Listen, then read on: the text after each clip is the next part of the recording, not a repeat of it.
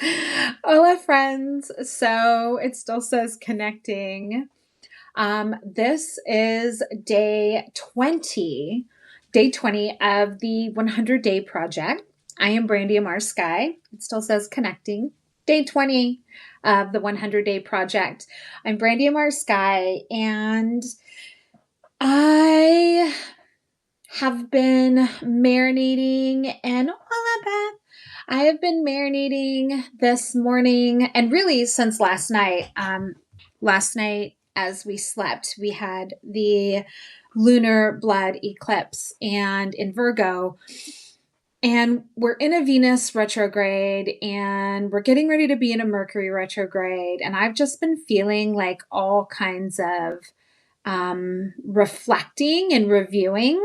And I don't know if you've taken a look around here, but last night I was like, you know what? I have been wanting to really make this Substack a place where creativity for me like holds no bounds. There are no barriers, there are no rules, there are no like have to shoulds. As a creative and as a writer and an author, we so often like have spaces where we have to meet a deadline or um we don't have to. We get to do these things because we're choosing to do these things, but we get to like be a writer, put our writer hat on. We get to be a wife and put our wife hat on. We get to be a dog mom and put that, she was over here, but now she's gone. um, our dog hat on, our dog mom hat on. And so often, I know I found for me that I can tend to feel like I'm a little siloed in those spaces. Like I can only be, even though I bring like all of myself to my writing, I still have like my writer hat on, and that's like the lens and the focus. And it's true for pretty much all creative projects. You know, I have a business hat, I have, Brandy the drag queen hat. Like there are so many hats and lashes and shoes that I wear. And Substack felt like it wanted to just be a place that was free from any kind of rule or reign.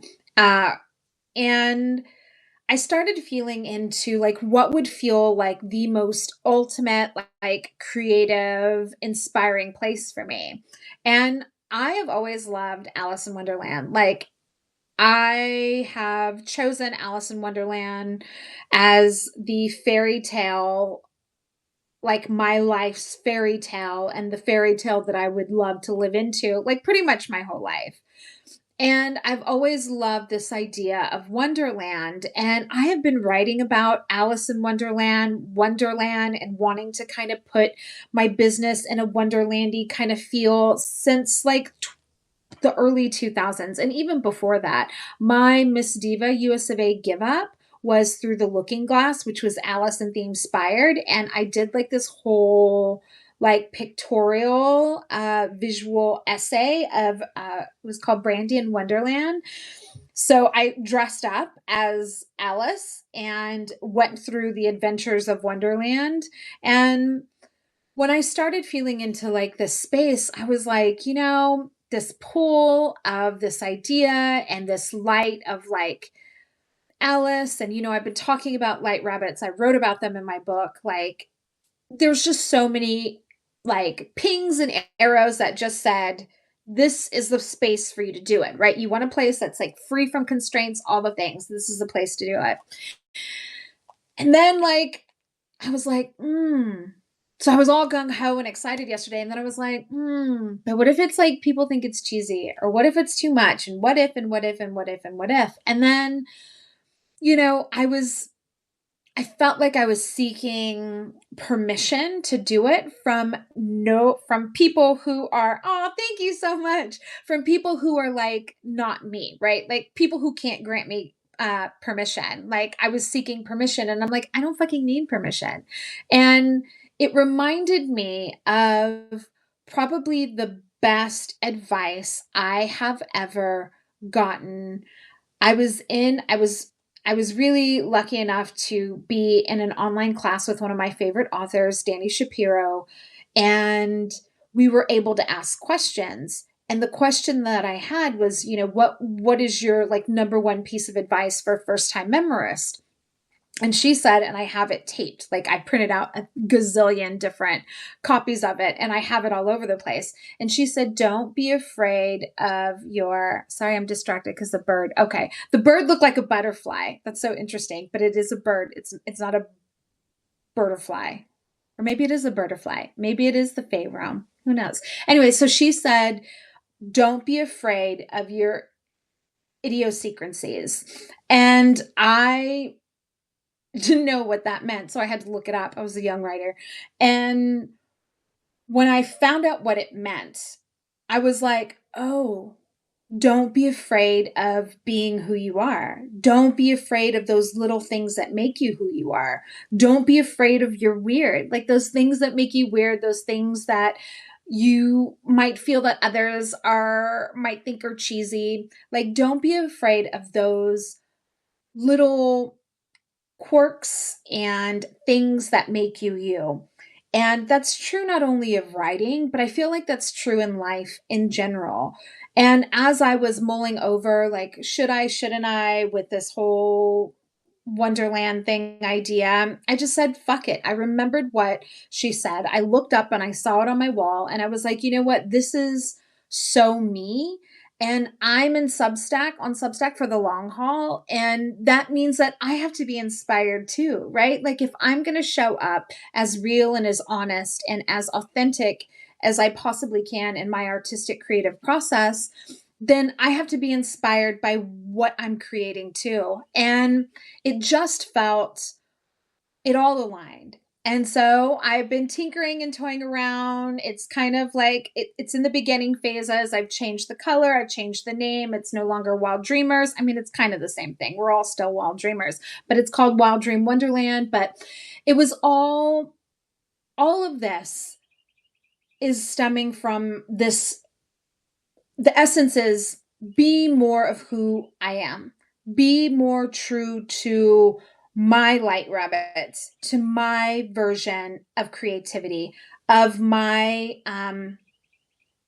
what I see when I look at the potential of what Substack could be and what I want to make it be. And it's true for all of us in whatever we're doing, right?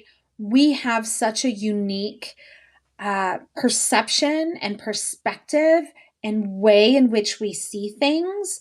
And we have to remember that right there, that uniqueness is what makes us not only us, but is going to be the thing that calls in like your people, right? Your gente. And the invitation here for you, I, we, us, all of us is really about setting your wild free, opening up to your own weird, acknowledging it and letting it be what it wants to be, whether it's in your word choices, whether it's in a theme, whether it's in whatever form it comes in, whether it's in your desire to be a drag queen and then you go out and be a drag queen. Hi, me. Like whatever it is, there is medicine and magic in your weird, in the things that make you different, in your idiosyncrasies. I don't even know if I'm saying that right. I feel like my tongue is getting twisted, but you know what I mean. Those things hold your medicine. It holds what you are and can genuinely offer to the world. And those are the things that we should be fighting like hell to put front and center in our work. And yes, being fearless about it. My card of the week this week was the 5 of Wands. And every time I get that, the question that I always ask myself is, am I fighting for the things that I love? Am I fighting for my art? Am I fighting for my vision? Am I fighting for the way that I see the world? Am I fighting for the way that I want the world to be, the world that I envision in? And all of that boils down to coming back in and being respectful to who you are and what you find interesting, what you don't, what, lights you up and sparks you up. Because in the end, like, yes, we're making art in hopes that other people will read it, or in hopes that other people will join us, or in hopes that other people will attend our lives, or whatever it is, go fill a museum with our art, whatever it is. But in the end, like, we are the ones that have to be happy with our own work. And if I am not putting my full self, if I'm hiding pieces and parts of myself in my art, then if I can't be free in my art, how the hell am I going to be free anywhere else, right? If we can't be free in the places that are supposed to be our creative homes, then we're never going to be creatively free outside of it.